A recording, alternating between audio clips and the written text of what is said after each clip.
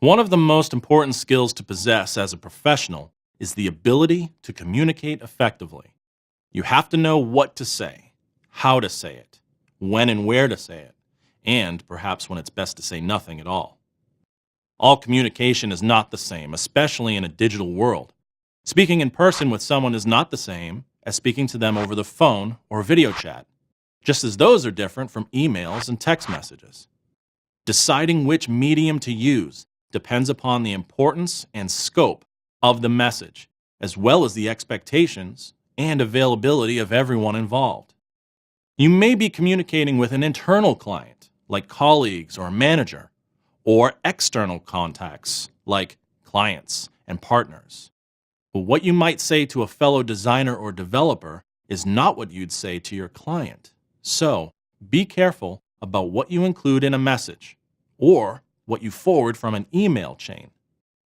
Relationships with any external contact, including contractors, sponsors, corporate partners, and more, can be very fragile, so they should be handled with care. At some point, you might be asked to provide detail and explain your work or strategy, and what you provide could be the difference between getting a job or losing an opportunity. So it's got to be good.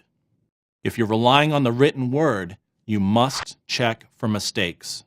Nothing can sink the impact of your message like an embarrassing typo. Effectively communicating also means translating what you know or what you're doing into a language that others can understand. Realize that not everyone has been trained as a designer or developer, and you've got expertise many of your clients and colleagues may never have. Keep in mind that when it comes to projects and proposals, people want to know that you understand what they want, that you can speak their language. And as a result, you'll be able to work together.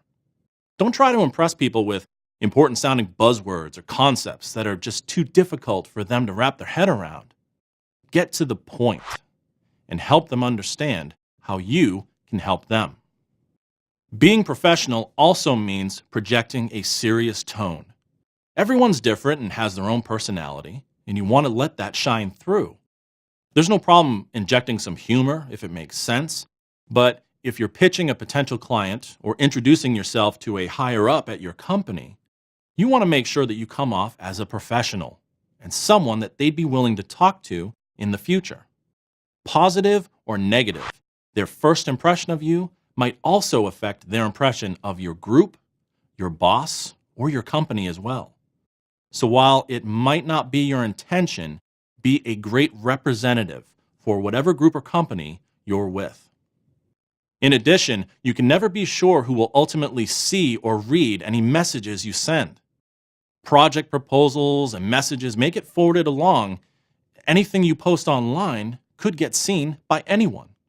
You can't guarantee that decisions like hiring you will be in the hands of the person that you expect.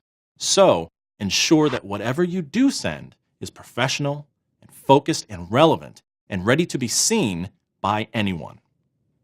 So, how does effective communication benefit you? Well, people will communicate with you if you know how to communicate with them. If you're seeking a job, asking for help, or pitching clients, you have less of a chance of hearing back unless you know what to say and how to say it.